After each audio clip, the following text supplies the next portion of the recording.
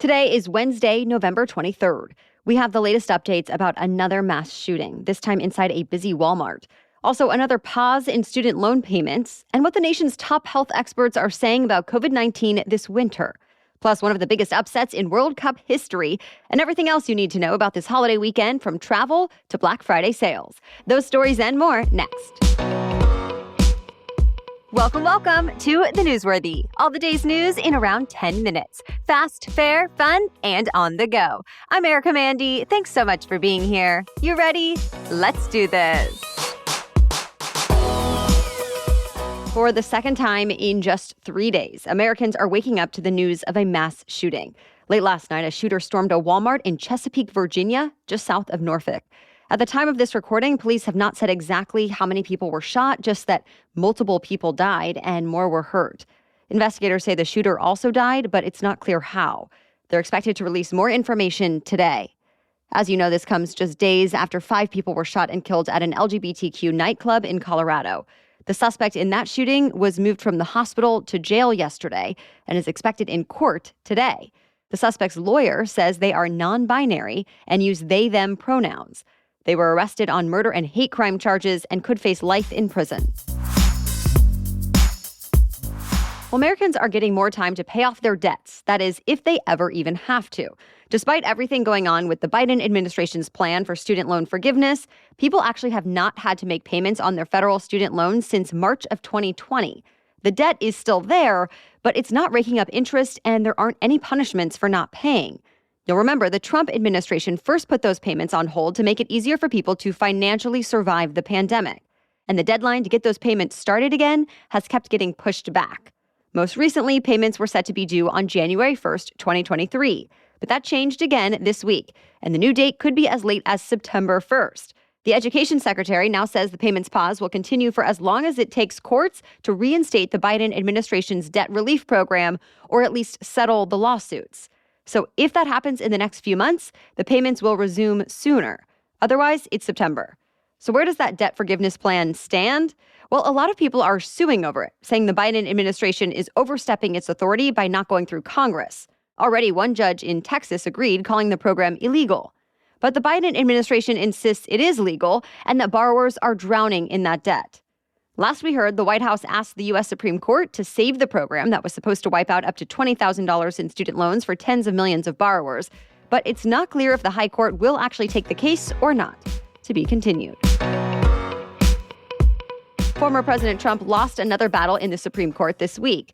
The justices cleared the way for a congressional committee to get his tax returns. This is something the former president has been fighting in court for more than 3 years now. The Democratic-controlled House committee first requested the documents in 2019 as part of an investigation into the IRS's presidential audit program. But Trump's lawyers have said the committee was overstepping, did not really need the files, and only wanted them to make them public. Either way, it looks like the House committee will finally get them soon. Although it's not clear exactly what they'll do with them at this point, especially since Republicans will take control of the House in January. For the third year in a row, Americans are entering a holiday season with COVID-19 in the mix. But here's the good news. Federal health officials now say the nation is better prepared to handle a winter surge if one does happen, especially since this time last year, the Omicron variant was brand new and spreading quickly. And this time 2 years ago, vaccines were not yet available to the public, and far fewer people had any immunity from earlier infections. Now, the White House's COVID-19 response coordinator says he's confident about this holiday season as long as Americans keep getting vaccinated and boosted. Right now, an average of 300 Americans a day are dying from COVID-19. But federal health officials say nearly every one of those deaths is now preventable through vaccines and treatments. At this point, more than 80% of the U.S. population has gotten at least one dose of a COVID-19 vaccine, but only about 11% of people are totally up to date on their boosters. By the way, another sign of change in the COVID-19 pandemic, President Biden's chief medical advisor, Dr. Anthony Fauci, made his final appearance in the White House briefing room this week.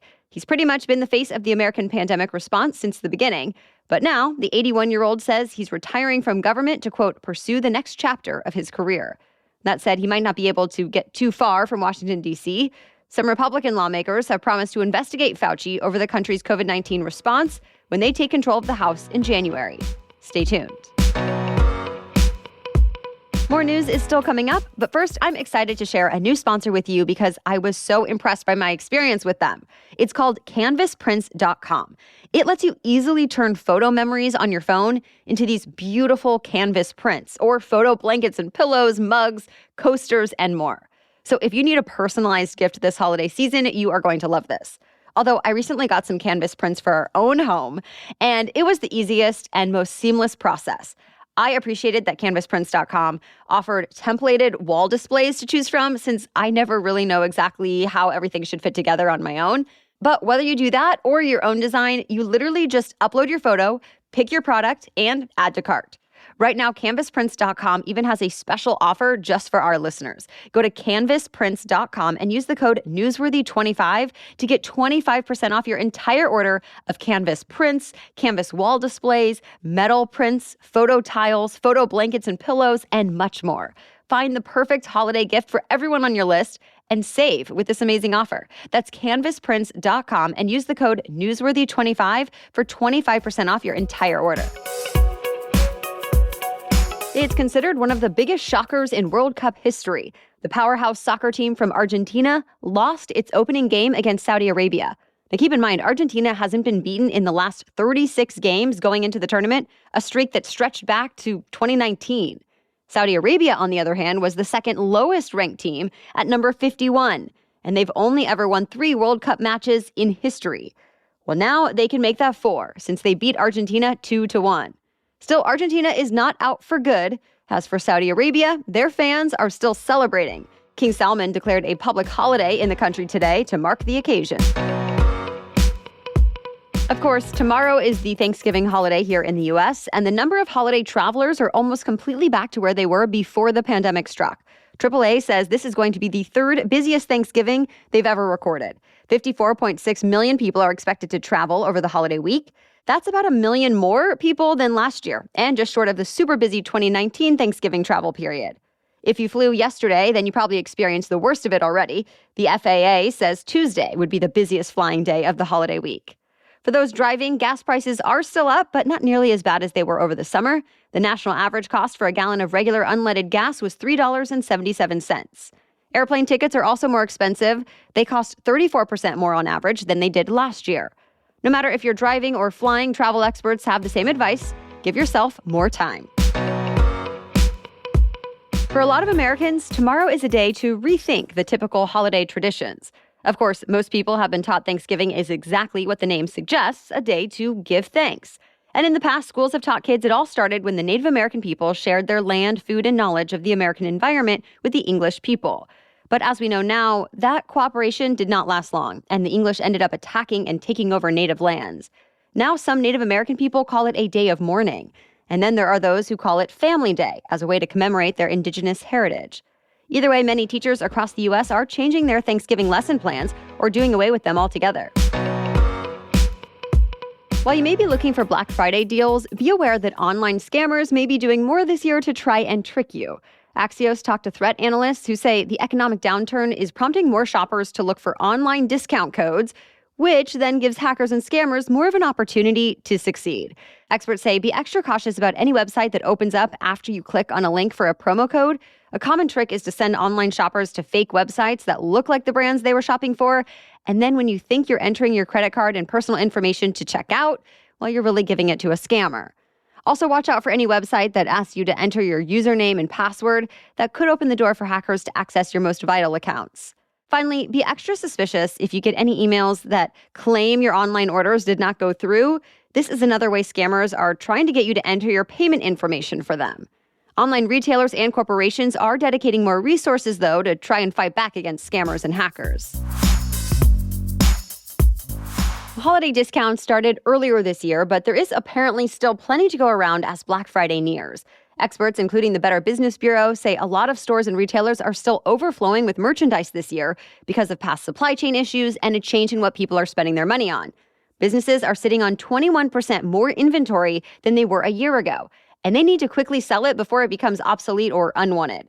So stores like Walmart, Target, Kohl's, and Gap, and even small businesses are expected to offer deep discounts.